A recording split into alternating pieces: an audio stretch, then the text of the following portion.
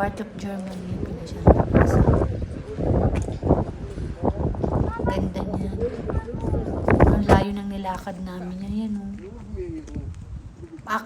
Paakyat siya na lugar. Nakalimutan ko lang kung saan part ng Germany siya.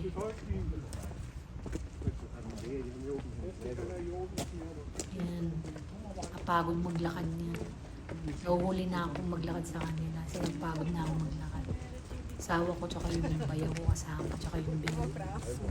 O yung binan ko, pagod na rin siya maglakad. Haba-haba. Okay, thank you. Sana manood kayo ito.